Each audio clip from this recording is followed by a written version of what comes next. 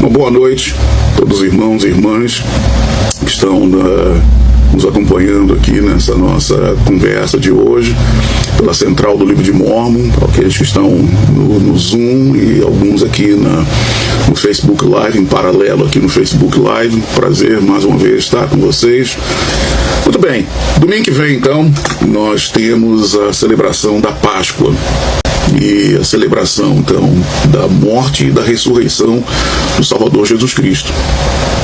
Ao invés de fazer uma revisão geral de tudo que nós já vimos e lemos e ouvimos a respeito dos eventos associados com a ressurreição do Senhor Jesus Cristo, o qual eu tenho também, como muitos de vocês, se não todos vocês, se não forem todos vocês, um testemunho da veracidade de que Jesus Cristo realmente pagou pelos nossos pecados. Ele sofreu a agonia no jardim do Getsêmani e na cruz por causa dos nossos pecados, para pagar pelos nossos pecados, e ressuscitou depois no terceiro dia, quebrando assim as cadeias, as correntes da morte, e permitindo que, eventualmente, numa ocasião apropriada, todos os membros da família humana, ressuscitem como ele. A Páscoa é uma celebração dessa ressurreição de Jesus Cristo, e deve ser uma data na qual nós relembramos e passamos essa lembrança para os nossos filhos, para os nossos netos, da promessa de uma ressurreição universal. Esse é o ciclo da vida completo. Através do Evangelho restaurado de Jesus Cristo, nós entendemos que o ciclo da vida não termina com a morte. Nascimento, crescimento, e depois o nosso declínio, eventualmente a morte. Não. Todo ser humano nasce, cresce, alguns reproduzem, muitos reproduzem, depois entram em declínio, que é o que nós chamamos desse processo de envelhecimento, e eventualmente morrem. Mas, por causa de Jesus Cristo, eventualmente vai haver uma ressurreição. O que nós entendemos pela ressurreição é simplesmente isso, de que nossos espíritos vão novamente habitar um corpo, não esse corpo aqui, não esse corpo que nós temos. É importante lembrarmos disso. E esses corpos que nós temos, uma vez que nosso espírito saia desse corpo, ou seja, uma vez que nós morramos, esse corpo é sepultado e se dissolve, se desfaz. A maior parte deles apodrece, a carne, os músculos, a gordura, tudo apodrece e se dissolve. Os ossos, só os maiores ossos do corpo humano permanecem. Os ossos menores mesmo, eles também se desfazem. Mas, se me permitem aqui uma hipótese, talvez de certa forma especulativa. Então vou especular, ok? Importante, vou especular aqui. Que nossos espíritos, que vieram da presença de Deus na pré-existência, na existência pré-mortal, e habitam esses corpos mortais aqui, obtêm a informação necessária, para que, vamos dizer assim, eles possam reprogramar um dia no futuro, através da ressurreição, matéria perfeita, incorruptível, e dá a essa matéria perfeita, incorruptível, toda a informação genética dos nossos antigos corpos mortais. Eu costumo dizer que é como se fosse o software da vida, o código de programação da vida, como se fosse um código de programação de computadores.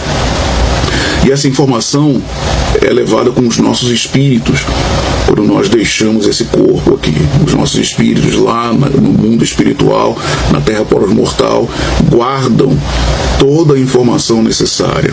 Então, quando chegar a época da ressurreição, minha hipótese é de que nós vamos então ter, pela autoridade do sacerdócio, vamos ser designados então assumir um corpo de matéria que não se corrompe, matéria que não envelhece, matéria que não adoece, que não está sujeita a doenças, não está sujeita a imperfeições físicas, a defeitos físicos, nem sujeita à morte. E esse corpo, então, vai ter características das nossas feições terrenas, ou das nossa aparência mortal, e melhorados ou aprimorados pela aparência dos nossos espíritos, que eu acredito que originalmente lá na existência pré-mortal tenham tido a aparência física e as feições faciais de nossos pais celestiais. Tudo isso, como eu disse, é uma hipótese. Nada disso que eu disse agora aqui é doutrina. Hoje eu estou começando com uma especulação. E estou deixando bem claro que isso é uma especulação. Se algum de vocês tem uma ideia diferente do que eu estou dizendo aqui, sua ideia é tão válida quanto a minha. Tá? Sua ideia é tão válida quanto a minha. Mas essa é a maneira como eu imagino o processo da ressurreição. Então veja, nós temos, através da autoridade do sacerdócio, cuja chave foi utilizada pela primeira vez pelo Salvador Jesus Cristo, um membro da deidade, e é importante nós também lembrarmos disso no próximo domingo, que Jesus Cristo não era apenas um grande mestre, não era apenas nosso irmão mais velho, como as pessoas costumam dizer, usam o termo irmão mais velho. Não, ele era um membro da deidade, ele era um Deus também. Ele era tanto Deus quanto o nosso Pai Celestial. Ele foi o criador de mundos sem número.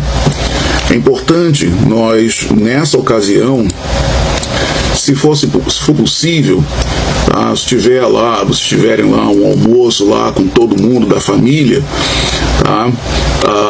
Especialmente para as nossas crianças, os nossos jovens, eu daria aqui como uma sugestão minha: leiam Doutrina e Convênio, são 38. Doutrina e Convênio, são 38, versículos 1 a 8, que eu costumo dizer que é o currículo, o resumê, que chamam aqui nos Estados Unidos, de Jesus Cristo. E ele diz o seguinte: ele se descreve nesse preâmbulo dessa revelação, Doutrina e Convênio, são 38. E ele diz o seguinte: assim diz o Senhor vosso Deus, Jesus Cristo, o grande Eu Sou, o Alfa e o Ômega, o princípio e o fim, aquele que olhou por sobre a vasta extensão da eternidade e todas as hostes seráficas dos céus antes que o mundo fosse feito. Aquele que conhece todas as coisas, porque todas as coisas estão presentes diante de meus olhos. Eu sou aquele que falou e o mundo foi feito, e todas as coisas por mim vieram a existir. Eu sou aquele que arrebatou a Sião de Enoque para o meu próprio seio, e em verdade eu digo que todos que creram em meu nome, pois eu sou Cristo, e em meu próprio nome, em virtude do sangue que derramei, por eles intercedi perante o Pai. Mas eis que o restante dos iníquos eu mantive em cadeias de trevas até o julgamento do grande dia, que se dará no fim da terra. E assim farei com que sejam mantidos os iníquos que não ouvirem a minha voz, mas endurecerem o coração, e terrível é a sua condenação. Mas em verdade vos digo, meus olhos estão sobre vós, eu estou no meio de vós e não me podeis ver. Mas logo vem o dia em que me vereis, sabereis que eu sou, porque o véu da escuridão logo será rasgado, e aquele que não estiver purificado não suportará esse dia. Essa é a minha sugestão. Olha, lê isso para as nossas crianças, lê isso para os nossos jovens, relermos isso para nós mesmos. Olha, esse é Jesus Cristo. Esse é Jesus Cristo. Tudo bem, olha, se tiver ali um dinheirinho extra, puder comprar ali um chocolatezinho, que eu sei que o ovo de Páscoa está pela hora da morte, literalmente, o preço do ovo de Páscoa, especialmente no Brasil. mas uma coisa, tudo bem, tem os seus enfeites lá de coelhinhos, tá bom, tudo bem, não tem problema. Tá. São tradições culturais, não temos nada contra tradições culturais.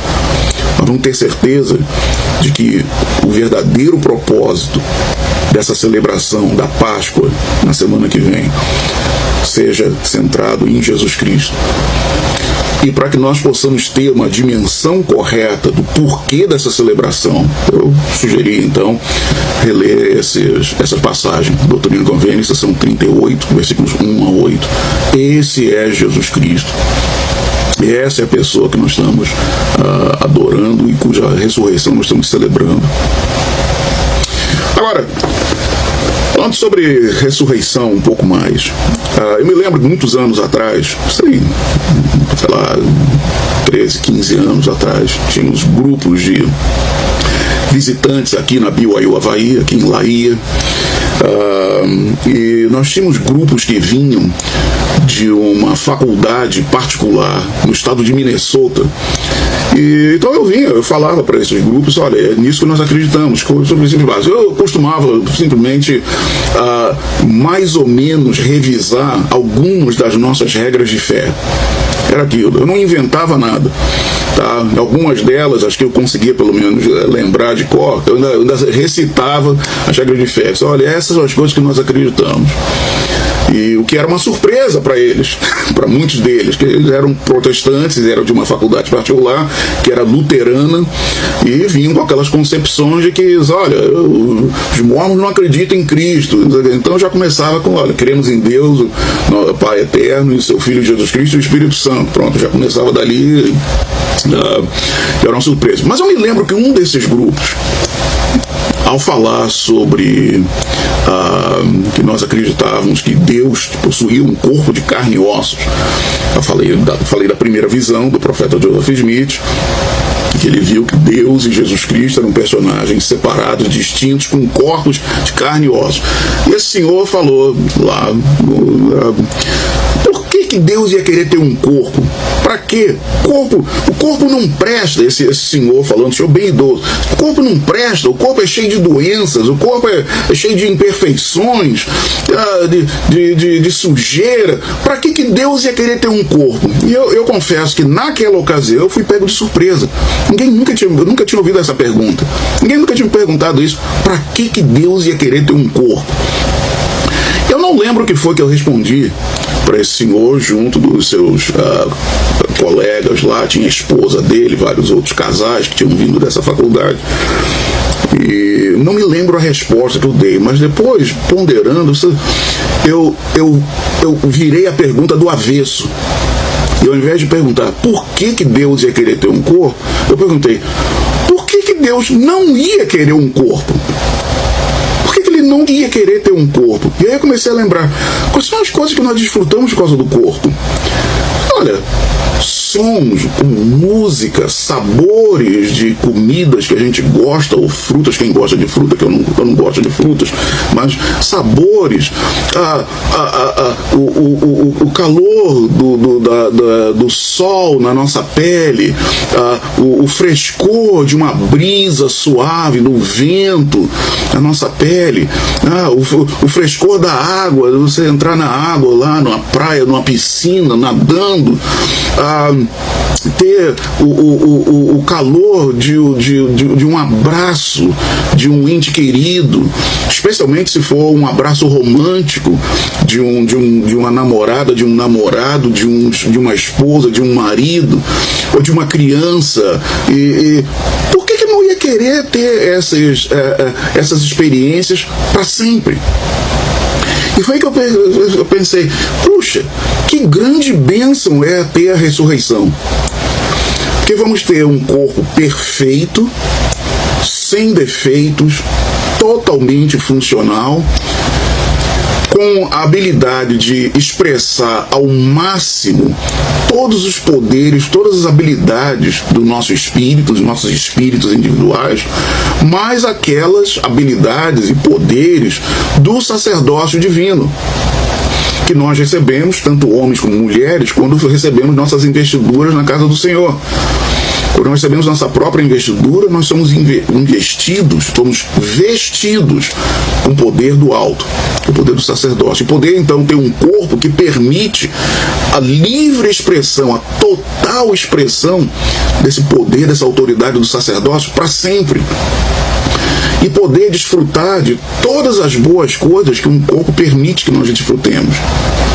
Talvez de uma forma ainda mais aperfeiçoada do que aquilo que nós temos aqui nesse mundo terreno, aqui nesse mundo mortal.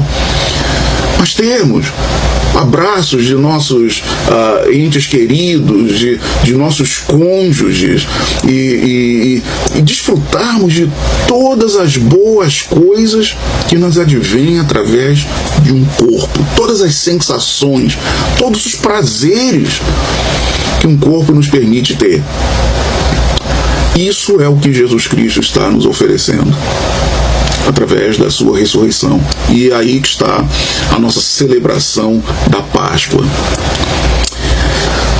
É uma coisa que Elder Parley P. Pratt escreveu, e deixa eu pegar aqui para vocês um livro que ele escreveu, Chave para a Ciência da Teologia. Nunca foi traduzido em português, mas Elder Parley P. Pratt foi um dos apóstolos originais nessa dispensação, em 1835. E nesse livro, Chave para a Ciência da Teologia, Key to the Science of Theology, no capítulo 16 desse livro, ele fala sobre a ressurreição. E ele imagina, ele apresenta a hipótese dele, ele imagina como seria a sensação de um ser ressurreto. Eu acho muito bonito. Vou ler para vocês aqui.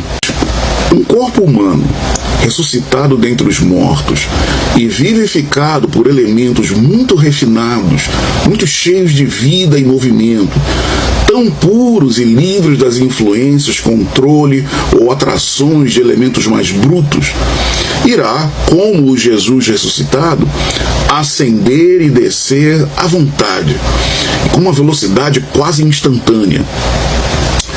Façamos uma pausa e contemplemos por um momento como tal ser se despede dos confins da terra, do mar, das nuvens e do ar, com todas as suas sombras escuras e melancólicas.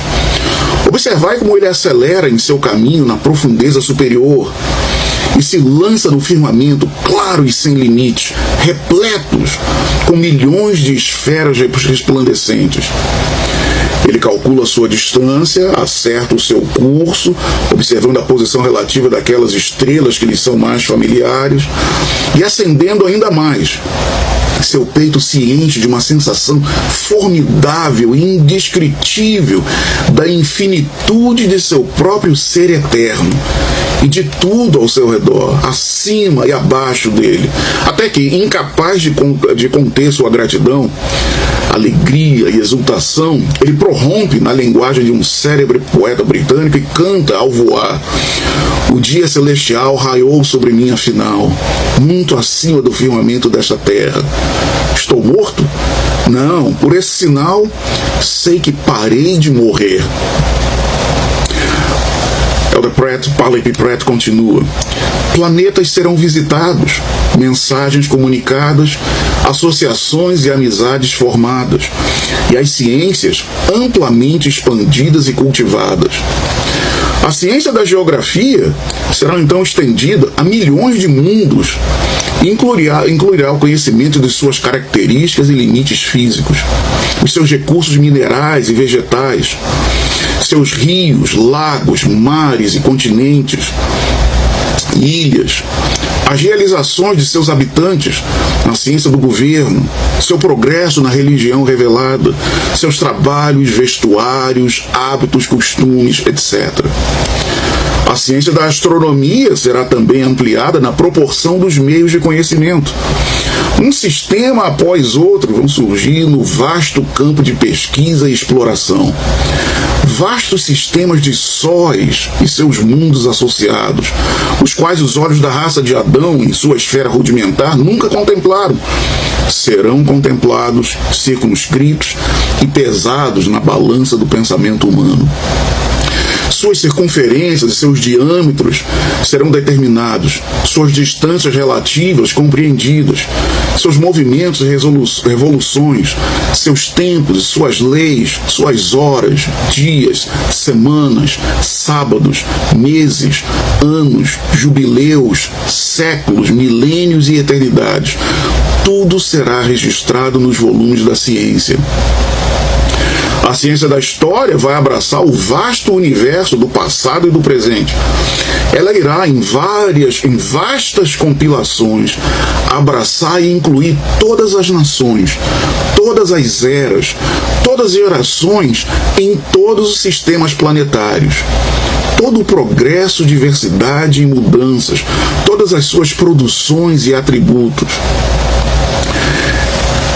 Ela, a ciência da história, isso é o da Paley P. Pratt ainda escrevendo, ela irá traçar nossa raça em todas as suas sucessivas imigrações, colônias, estados, reinos e impérios, desde a sua primeira existência no grande planeta central de governo, ou Sol, chamado Kolob, até que fossem aumentados em número e amplamente dispersos e transplantados de um planeta para o outro, a ponto de, ocupando os confins da infinitude, a mente do homem imortal eterno, absorvida e consumida com a vastidão e extensão ilimitada de fatos históricos, é obrigada a voltar e se recolher dentro de si mesmo para descansar e renovar seu vigor.